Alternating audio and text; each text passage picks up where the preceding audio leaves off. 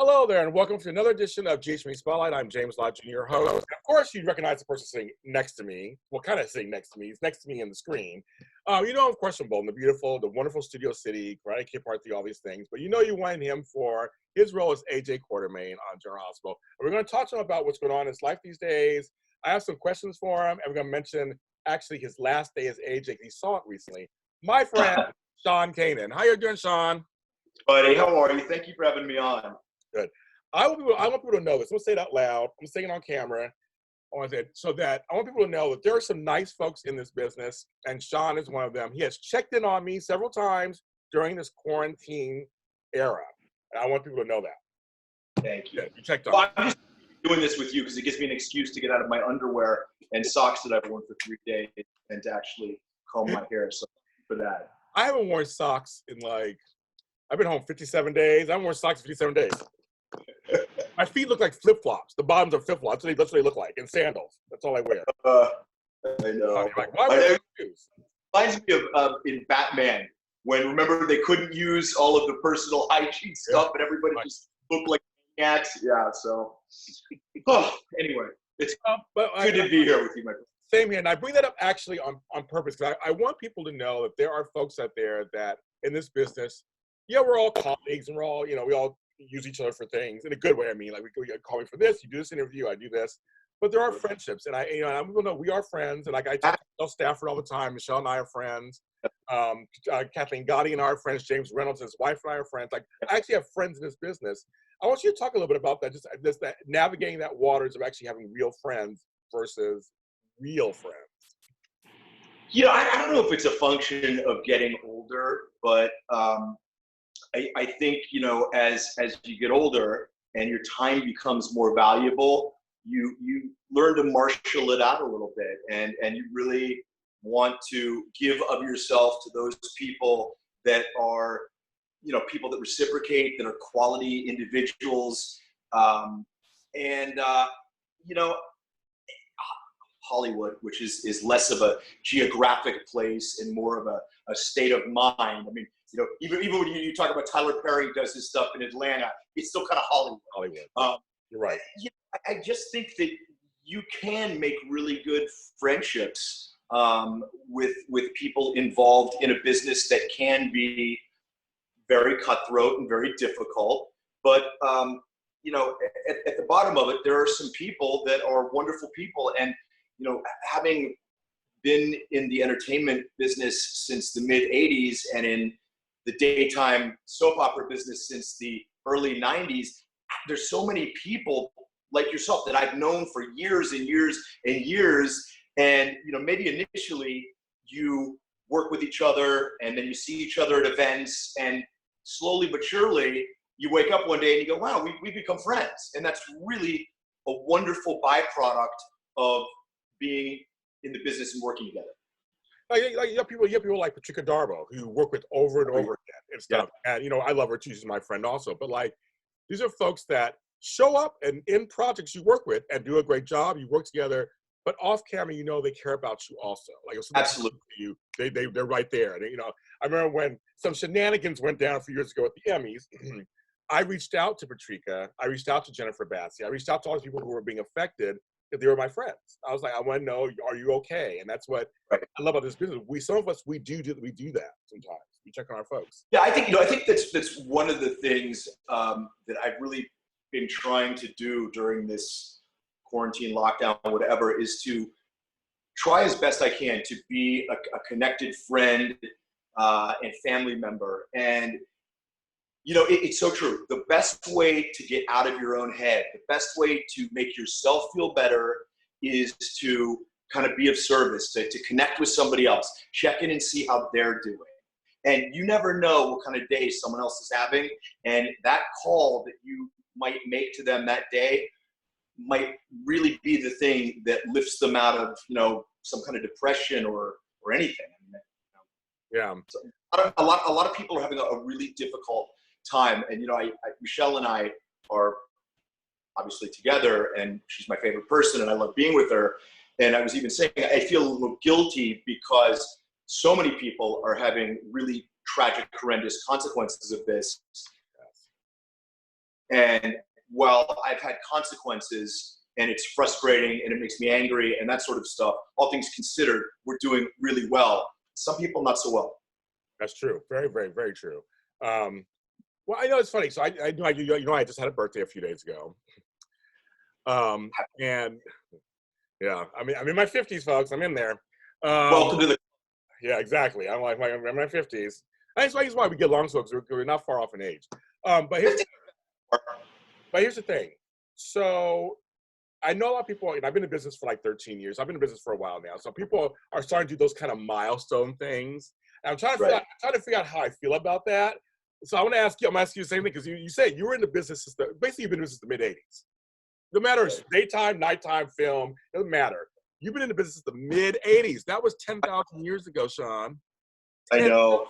So what do you feel people start saying to you like, you're a legend, you've been around for a long time? Like, how does that make you feel actually? Listen, I still think, hopefully, God willing, my best work is still yet to come. But I think, when, your 50 is definitely a milestone. I had the most amazing 50th birthday because that's when I was awarded the star on the Palm Springs Walk of Fame. And, Michelle had orchestrated this unbelievable birthday celebration for me. And I think it really is a time to kind of take stock. I think as we get older, and again, it goes back to realizing that the sands trickle through the hourglass more rapidly as you get older. I think at least for me, I'd like to feel like there's some kind of a legacy that I'd like to leave, not only a legacy of the work that I've done professionally, but legacy of who I am as a person. For me, a lot of that is based on the quality of the relationships and friendships that I have with people. So I think when you start thinking about milestones, I don't think it's a bad thing. I mean, I think, when you reach a certain point in your life or certain points in your life, they usually tend to end with those birthdays with zeros, that it's important to look back and say, where did I come from? What have I done? What are the mistakes that I've made? What are the challenges I've overcome? And what am I going to do with, the rest of the time that God's given me? I like that. I like that. I agree with you on that. It's fine. And for me, also, I think it's a sense of accomplishment. Yeah, I did. I've been in this 13 years. I'm still here. I feel like you, Sean, I'm not done yet. I got plenty more I want to do. No, and I think it's okay to kind of pat yourself on the back a little bit and say, look what I've done, as long as, they say be careful about sitting on your laurels or you get up with thorns in your ass. So, it's okay to take stock of it, but don't let it place it. I never heard that before. That is hilarious. I've never heard I love it. I never heard that before. That is hilarious. I've heard many things. I've never heard that. I like that. It may just make me cry. That's pretty funny, actually. But it's true. But I agree with you. It's kind of like, don't look back too much, and you're so busy. So you pat yourself on the back, you forget you're going forward. Like you don't want to fall backward. I read sort of some meditative head food, soul food stuff every morning. And somebody sent me something. I wish I could take credit for it, but it's so great.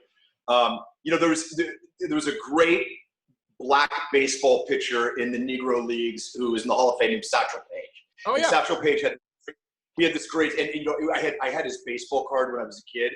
A 1953 Satchel Paige. It was like my cherished thing. Anyway, Satchel Paige, they never look back. It might be gaining on you. And I read something this morning, which was kind of an amendment to that said it's okay to look back at the past, just don't stare. And I like that. Ooh, I like that too. I like both of those. God knows, like everybody, I certainly have my past. And right. It's if you look too hard at your past, you can get sucked into the abyss and look at mistakes you've made and things you wish you had done differently. And I think it's okay to look at the past as long as it's something that propels you to be better and move towards the future. I agree, and I have a mentee I was talking to who's in their 30s, and I said, no one's the same person at 20 years old at 30. or 30 years old at 40, or like, hopefully you've changed. I mean, like, we all done stuff. I mean, there's some Polaroids out there, I'm sure, of me somewhere. But other than that, I mean, I'm fine. I mean, I did some things back when I was younger that I wouldn't do at 50 or 51 years old. I mean, I just kind of like, that's life. You learn stuff. You do things and you learn. I think that, one of the reasons that we like to watch some of the same movies again and again, the movie doesn't change, but the eyes with which we see the movie change. And I believe that in life, a lot of things are circuitous. And, we move in an ever-expanding concentric circle, but we come back in contact with some of the same things, issues, people again and again. But as we gain more life experience and we see these things again, we see them through a different lens. That's true. There's a movie I love. I love Braveheart. It's one of my favorite movies. Oh yeah, sure. But I mean, I saw it I saw when it came out of theater, of course, so like 3 or 4 times in theater.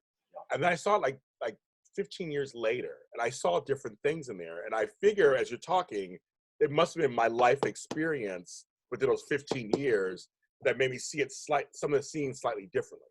Yeah. I actually got more emotional seeing it the second time around 15 years later. Yeah. Well, I mean, hopefully as we get older, we have more emotional depth and gravitas to who we are as people, which allows us to infer what is being said in a film or a book, or even, looking at a piece of art. Your artwork's a great thing. I'm a firm believer that the reason that we go to museums, aside from the historical connection to pieces of art, is it's a wonderful way to recharge yourself creatively, to become stimulated, to look at things and to think. And there's a couple museums in LA that have a couple specific pieces that I love. And over the years, I've gone back to look at them, and they always speak to me differently. That's amazing. That's amazing, actually amazing. Speaking of that, I'm gonna lead into General Hospital, because you did tweet out that you saw your final episode the second time around when AJ died the final time, I guess the final time, whatever that means. But so the number one question we want me to ask you is, because you film everybody. So what happens is he films a scene. They film their scenes. Usually it's in advance. Usually a few weeks in advance. So then he's off the show. Then life goes on. 2 questions I want me to ask you. One, do they tell you when your last scene is going to air? Do they tell you like what date? Did they tell me when I'd be filming it or when it would air? When it will air? Like the last, like you film, you ended. They tell you.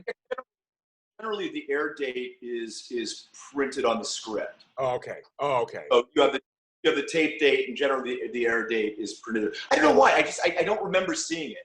I just don't remember seeing that show. It wasn't a conscious effort. Here she comes. Here she comes. The beauty and the brains. Hi, girlfriend. I'm so glad this is audio only, because we look. It's not audio only. It's video. I can see you. You look great. I don't even worry about it. You look great. I love you. You know I love you. I got the whole family. There's the baby. Hi, baby. Hi, the baby. Be on television. Hi. Oh, so cute. My goodness. Hi, Miss Michelle. How you doing? Good. How are you? I have hair. You can see. I got hair. Projects going on. It's like he gave himself a development. And, he's got like 2 new shows. Stockholm syndrome. Oh, Stockholm syndrome. You love him anyway. He's mean to you, and you love him anyway. Just kidding. This couple is wonderful. It's pretty fun to be locked in with a professional entertainer. Like, if I had to be like, it's not a bad choice. Stick around for the midnight show. Tip your waitresses. Some people are like, yeah, doctor. Yeah. That's hilarious, actually. I mean, I guess it would be. You have somebody who actually entertain you while he's in here. She entertains me. He has the symbols in the back. Stop it. I have a bell. Just in case. I got a bell. It was funny. You need a shot call. I have one of those bells too, actually. I have one of those bells too, so somewhere in the house. Bell train him? Yeah, good. He's trainable. He's an actor. You could train him, right? You can train him. Be like, oh, honey. All right, you're guest star role in my interviews over. Get out of here. I love you, Michelle. Love you. Love you too. So the next question, that's so funny, I love her. The next question they want me to ask you is that, do you watch your scenes? I know some actors do, some don't. So when you're on shows and stuff, do you watch? Especially on Bold and the Beautiful, I would watch them a lot because the show I think came on at 12, and we would get to eat at 11.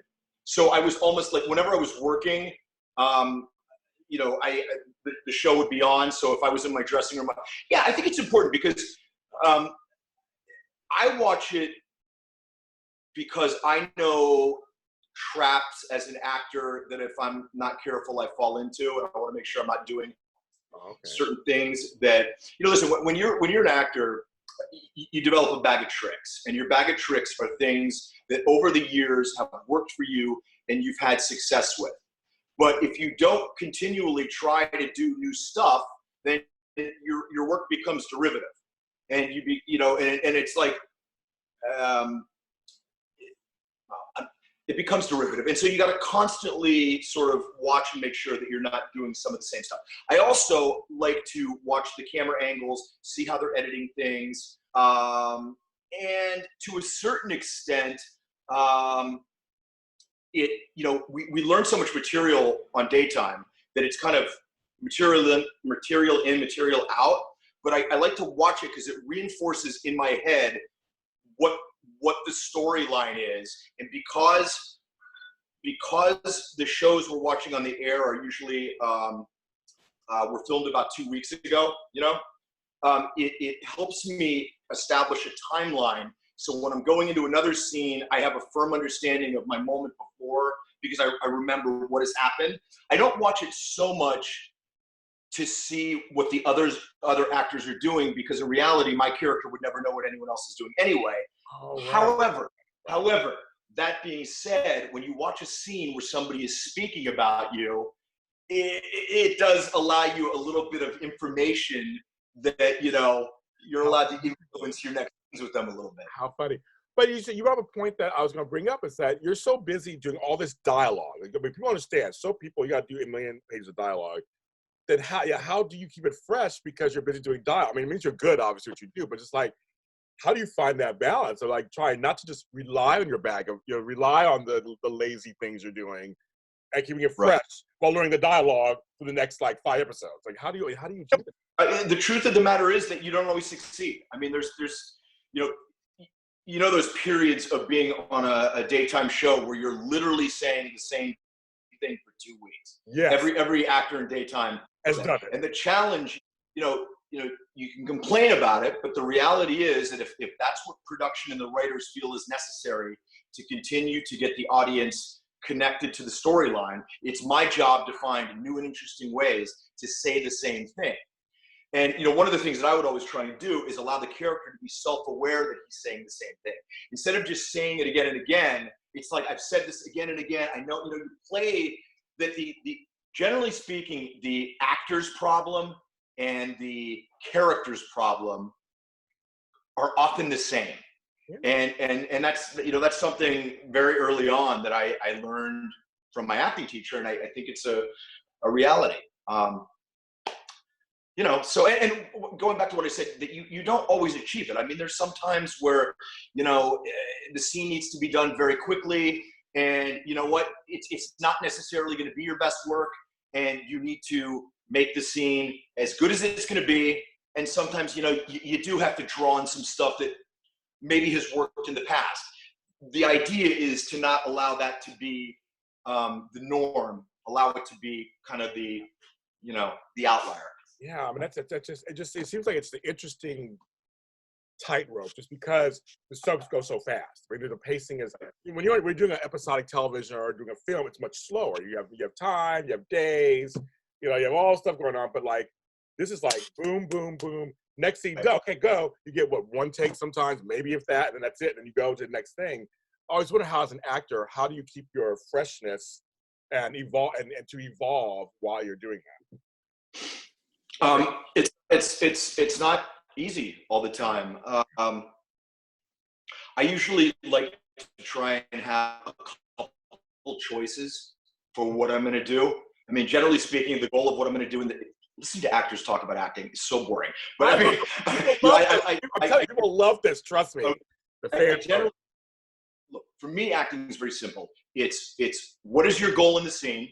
What are the obstacles precluding you from achieving that goal? And what are the actions that you're going to take to achieve your goal? And the best way that I can articulate this to somebody who's not an actor is if you watch a little child who wants to stay up and watch TV, what do?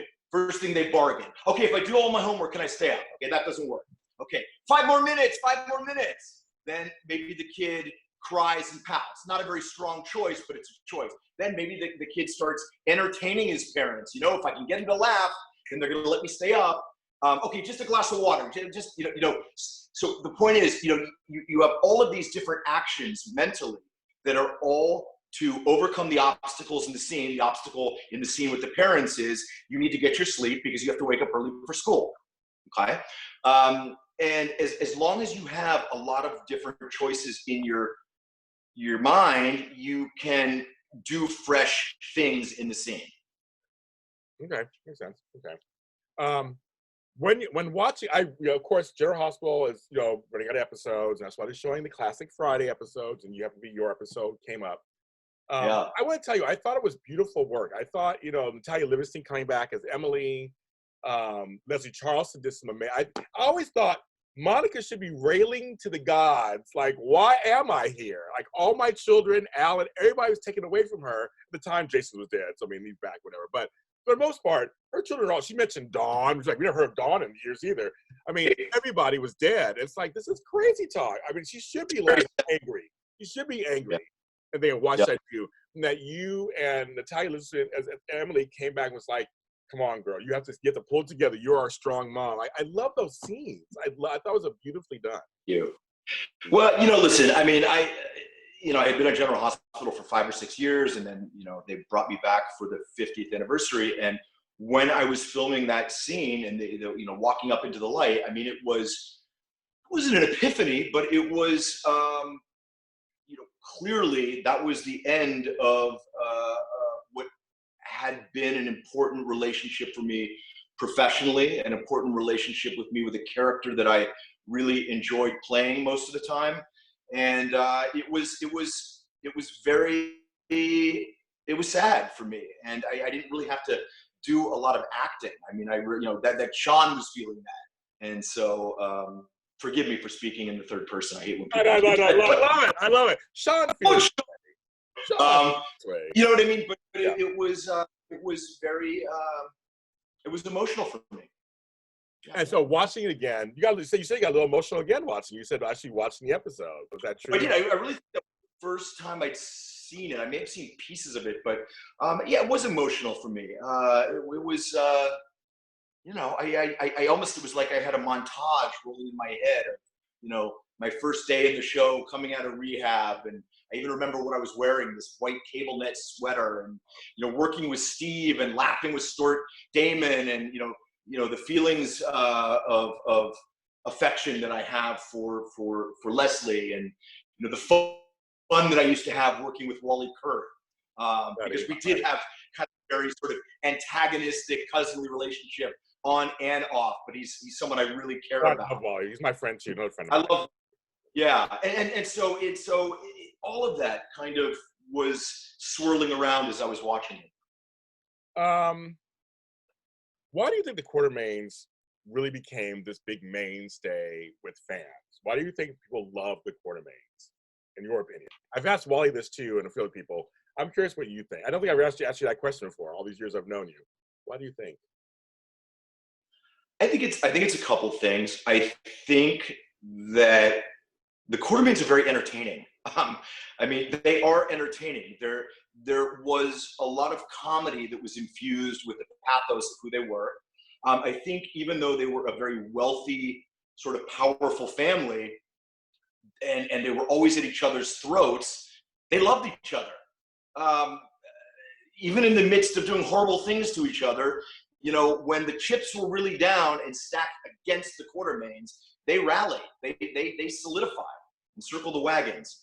Um, I I think that I can speak for AJ. I think people really felt for him. I mean, here he is. He's the guy that's the never good enough black sheep of the family. I feel like AJ never really got a fair shake. Both, both in the Quartermaine family and frankly as a character on the show. And I think people oddly felt for him. And I apart from the stuff that AJ did when Billy Warlock was playing him, which I wasn't involved in. I mean, obviously it's still the same character. But to a certain point, there was a goodness in AJ. And I think a lot of people felt, gosh, if he could just get a chance, there's so much that he could do. And that never came to fruition. I agree with you. Here's the thing I always thought was very interesting. Being a junior myself, I'm James Lott Jr. You were Alan Jr., but yes, somehow Jason was the golden child. It's so weird to me. Like that must have almost cussed. Jason effed up. What? Right. Jason wasn't he Rick Weber's son? Well, that was the thought. I mean, I think it turned out later. They've changed a lot of stuff. But you were because he was born out with because he's not Monica's biological son. That's Susan Moore and all this stuff. So it's all Susan Moore. That's what it was. Yes. So, but the funny thing is, you're the biological son. You're the firstborn son. I thought that must have effed up AJ, the fact that this little runt comes in and literally the whole family's fawning over him. And that's very relatable. I think it's relatable. It's very relatable, I think. I think that Jason, even though he wasn't completely a Quartermaine, was such a good boy and behaved in a way that was the son that they wished they had. And I think AJ was a constant reminder of some failure within them. Ooh. And so they projected it back. That's interesting. I never even thought of that before. That's very interesting. Right? I mean, it's like here's this kid that's not completely our flesh and blood, who is the golden child, not because we bestow that upon him, but because he's a wonderful guy. He's a great guy. And here's AJ, who is ours, and he's got just a cornucopia of problems. True. You're right. What's wrong with us that we weren't able to, on a genetic level, come up with Jason? We came up with our best efforts. Came up with this. Oh, that's so interesting. I never even thought of that before, and I've watched the show 10,000 years. That's really interesting. Okay, but the fans are going to say something about this out there. They're going to say something. This is good. This is good. Good. This is good. But no, I think it's very true. I think that makes sense. Actually, it totally all makes sense to me. The mirror reflection back at you. You don't want to see it. It's a constant reminder of your failure. Yeah.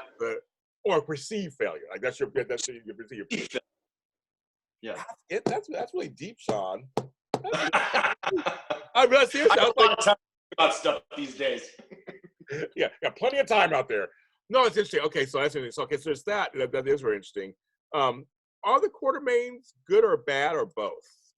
I think they're both. Yeah, they're both. I think they're both for sure. And like a lot of families, they've got their secrets. I mean, certainly the whole storyline with Edward Quartermaine and his past. Yeah. And I mean, but I don't think that necessarily makes you bad. I think it's messy. But I also think the Quartermaines could be, stunningly wonderful people certain times. I agree. There was a great scene between Mary May and Lila during that time period. It was really good. They didn't, there was like the Real Housewives of Atlanta, and they didn't start pulling each other's hair out because they're too classy. I mean, both those actors too classy for that, first of all, in real life. But I thought the scene was so classy where it was kind of like they acknowledged they shared the same man, so to speak. And it was hear a good story about Rosalind Cash? Yes, legend. So this is true. When I was in about 10th grade in high school. For some reason or another, I was able to pick what the movie was that we were going to see for the school. I was in some club or something. So I picked the Omega Man, which Rosalind Cash starred in, Charlton Heston. Yes. And so years later, when I was on, and I became a fan of hers after that. And years later, when they were looking for this 50-something black woman to play that part, I piped up and said Rosalind Cash, and she got the role. And Rosalind and I always had a really cool friendship. And she told me great stories. And when I first met her, I said, Ms. Cash, you're not going to know this, but I said, I think in a weird way, I had something to do with you being here. And I told her the story. And we always sort of had a very, I don't know, we had a really cool bond. Oh. And she had a husband that I believe he was like 6'6" with dreadlocks. And he was like a professor, I think, at Harvard, like a really interesting guy. They were just a really cool couple. And I remember her telling me a story that when she kissed Charlton Heston in the Omega Man, that the studios sort of said to her, that's about as high up in the studio system as you're going to get. You're not going to become Lena Horne, because that's just how things were then. Yeah. And in another time, Rosalind Cash would have been Halle Berry or beyond. Right. Yeah. Right. That's interesting. That's really interesting. I didn't get the chance to ask her all the Cosby questions because we didn't know. I was going to ask that too, yeah. But it must have really sad when she passed. I'm sorry for you. You had a personal connection. It must have really sad for you. Because we were sad as a community. We were sad she passed. But I know you actually knew her, so that's must have been yeah. Yeah, that's kind of crazy. I love that. See, you always have good stories about Hollywood. You always have good stories. I love that. Okay, like I had Wally Kurth on not too long ago. So I was going to ask you. Because he said he was shocked when they asked him back on days. Because he had left days for like 17, 18 years. Like a whole thing he wasn't on, and they asked him back. Would you be shocked if they asked you back? To come back to General Hospital? Yeah, would you be shocked? Or is it a soap thing that is I was shocked when they asked me to come back this last time. I don't think shocked. I think I would literally fall on the floor and have a going to seizures. I don't think they would ever ask me to come back. Of course, we never say never. Of course, you just never know. I